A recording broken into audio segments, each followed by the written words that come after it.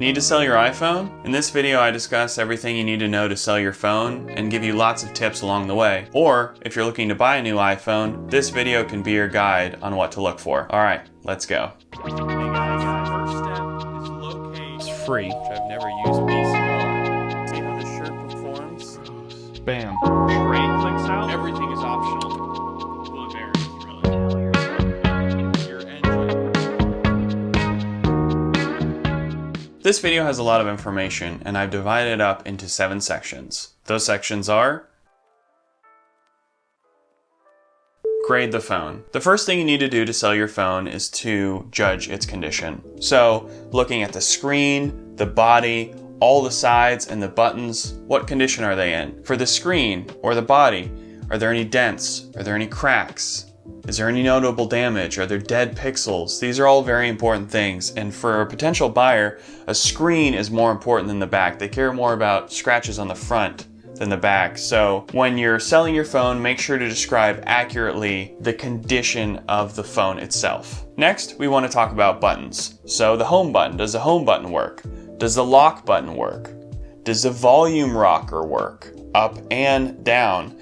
Does the silent switch work? Does silent mode toggle between on and off? All these physical buttons are very important for the functionality of the phone, so make sure to include whether they work or not. If you look on the back of the phone, we have what we call here the iPhone tramp stamp. Do all the inputs work? So, if your phone has a headphone input, nice, make sure to describe if that works or not. Also, the charging port. Does the charging port work fine? Here's a little tip. Sometimes, from being in your pocket for a long period of time, lint gets stuck in the charging port of the phone and can block the cable from going all the way in. When this happened to me before, I just got a little paper clip and I pulled the lint out, but I was making sure to be really careful because there's little contacts in the phone and you don't want to mess up anything with the charging port, so just be really gentle if you decide to clean that out. Camera.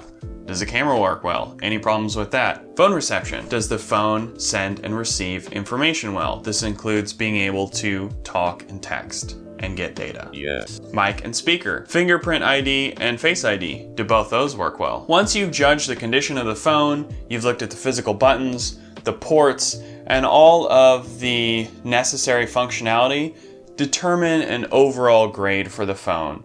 So this could be something like, phone is in good condition, great condition, excellent, there's some scratches, heavy wear. Just be sure to describe it in a way that someone can read it and understand the condition that your phone is in. Pictures help, but a written description helps a lot as well. I just bought another phone recently, and whenever I saw listings where the seller described the phone simply as used, I either skipped the listing altogether or I had to send a message to the seller to try to find out more about it because used doesn't really say much. The more accurately you describe your phone, the fewer questions you're going to have to answer from potential buyers and the easier time you will have selling your phone. Now that we've determined the condition of the phone, next we move on to phone details.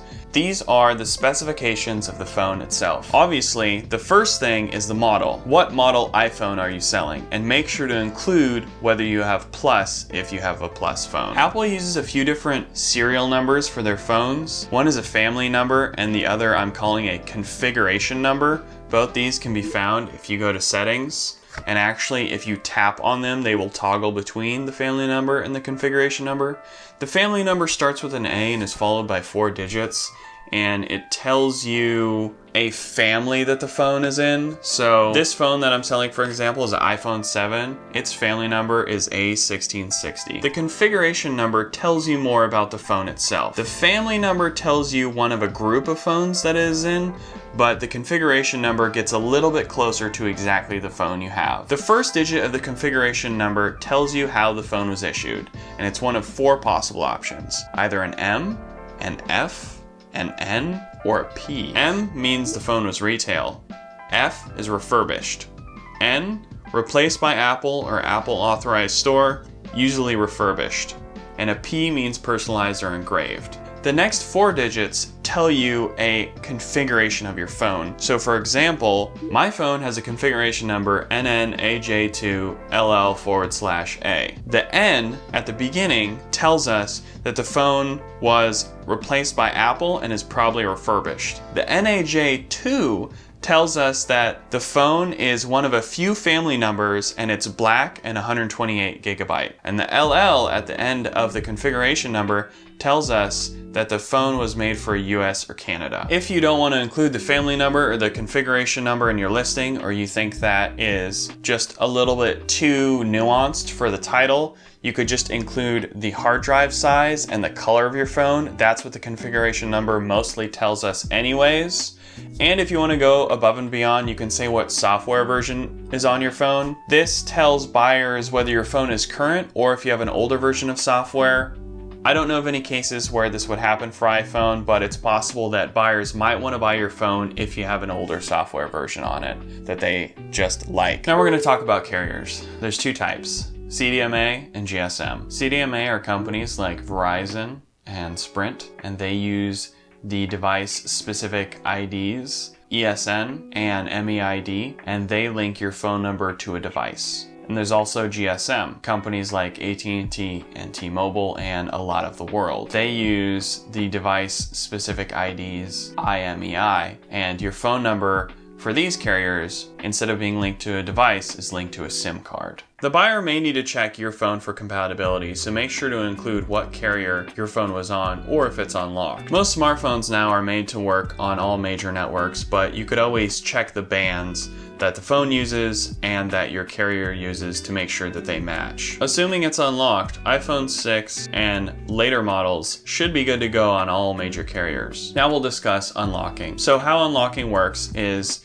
that a phone is locked to a carrier, but once it's been paid off and the account is in good standing, you can request that the carrier unlock the phone so that it can be used on other carriers. So when you're selling your phone, if your phone isn't completely paid off and tied to a carrier, that's something you want to make sure to disclose. Once the phone is paid off, you need to request that the carrier unlock the phone. I actually just had to do this with the phone I bought, and fortunately, when I opened up the SIM tray, there was still an AT&T SIM in it, so I knew that's what carrier it was tied to, and I went to AT&T's website and was able to go to a page for unlocking. And all I had to do was put in my name, my phone number, and the device-specific ID, so in this case IMEI, and within a few minutes I had the phone unlocked. Fortunately, the phone was in good standing as well as the account, which made the process so easy, but just so you know, these are the things you need to have if you want to have your phone unlocked. Now we're going to talk a little bit more about these device-specific identifiers. So the two identifiers are IMEI and MEID, and these are linked to the device itself. So these numbers specify a specific phone. And why a buyer would need to know this information is if your phone has been blacklisted by the carrier, they will do it by marking the device-specific ID as blacklisted. I realize that I'm just going to keep saying IMEI and MEID a lot. I'm just going to say IMEI when I'm referring to both of them. There's a few different ways to get your IMEI. On your phone, you can type in *#06# and it should bring up that number. Otherwise, you can go to Settings, General, and About. In this video, I'm going to give you a couple different directories to navigate to certain parts of settings, but if you know what you're looking for is called, you can just hit Settings and go to the search bar on top and type that in instead. It's a lot faster sometimes. Also, you can find the IMEI physically on your device. If you have an iPhone 5, 5C, 5S, SE, 6, or 6 Plus, the IMEI is on the back of your phone near the tramp stamp. If you have an iPhone 6S Plus or newer or older than those models I discussed prior, the IMEI will be on the SIM tray. So when you're selling your phone, if you have a clean IMEI, you can put that in the title and it will let the buyer know that your phone is good to go. If you're looking at other listings and you see bad IMEI or read in the title, it typically tells you there's something wrong with the phone, so make sure to look out for that. In the research I've done for this video on IMEIs and the risk involved in giving them out, the best advice that I found is to give out the IMEI in person or after the buyer has already paid for the phone. Someone, a hacker,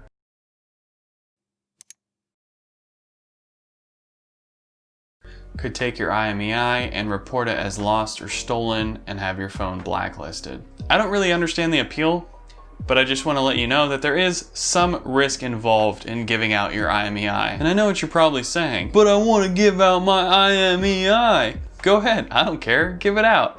Lastly, in this section, we're going to talk about iCloud lock. iCloud lock just means that the phone was marked as either lost or missing, and the phone is currently locked to the iCloud account that is on it. This is kind of a video in and of its own, and so I'm not going to get really into it, but how iCloud lock works is that Find My iPhone has been turned on and that the phone has been marked either stolen or lost. And in order to properly reset the phone, what you'll need to do is find a way to turn Find My iPhone off or log in with those iCloud credentials. In this section, we're going to talk about photos. I'm going to cover what photos to take of your phone and to include so that the buyer can see everything they want. So the first photo I would do is an angled photo of the phone with the screen on and everything that you're including, all accessories in the photo itself. The next picture I would take is of the complete screen, and I would get a photo of it on and off and make sure to take pictures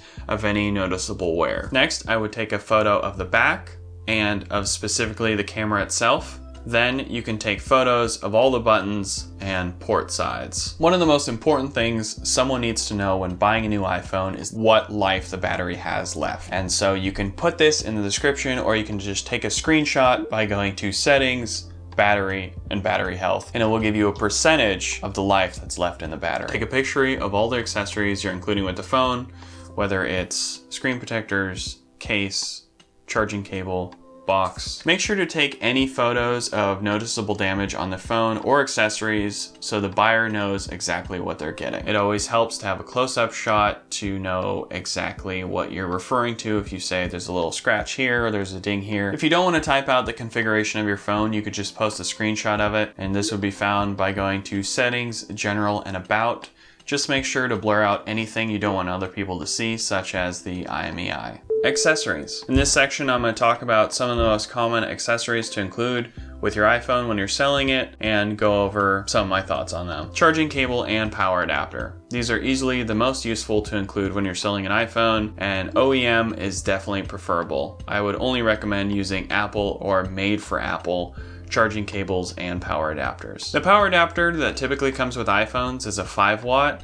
If you want to charge your phone faster, you could look into getting a 10 watt or 12 watt charger for your phone. Headphones, ones with microphones, are preferable, and make sure that the headphones can connect to your iPhone whether or not it has an aux input or lightning cable. Box and manuals. These are useful to include. It makes your phone look a little better, and especially someone who's more of a collector will appreciate it, but it shouldn't change the price too much. Case and screen protectors. These are useful to include, but don't be surprised if buyers aren't really interested in the cases that you're including. In all my years of buying iPhones, I've seen listings where people will try to sell a phone with a case for the retail value of the phone plus the retail value of the case. But I don't think this takes into account how bundling works. If you're selling a collector's item, you can expect to add up the sum of all the values of the parts and maybe even exceed the sum value because of the rarity of the bundle. However, with most things, including iPhones, you will face the effects of bundling, which means each marginal item you add on decreases in marginal value. So when you add a case to an iPhone, there's a good chance that your potential buyer doesn't care what case you have, so don't expect to get retail value back for it. Price. So the best way for determining what price you should sell your phone to is either going to your local listings or to eBay, putting in the exact configuration of your phone, and seeing what phones like yours go for. I've put in images of how I would specifically filter out my eBay search to look for similar listings. Make sure to check sold listings and see what phones actually sold for. When either selling or looking for anything on eBay, when you're using filters, you see if there's an unspecified option, because it just means that the person who listed it didn't specify what the option was. So if you're looking at, let's say, hard drive sizes of phones, if you're putting in a specific search, you might only get some results that say 64 gigabyte and 128 gigabyte and then not specified. There could be hard drives of 64 gigabyte and 128 gigabyte in the non-specified option, and so if you really want to look through everything, make sure to check that box. The 4 things that affect the price of your phone the most: condition,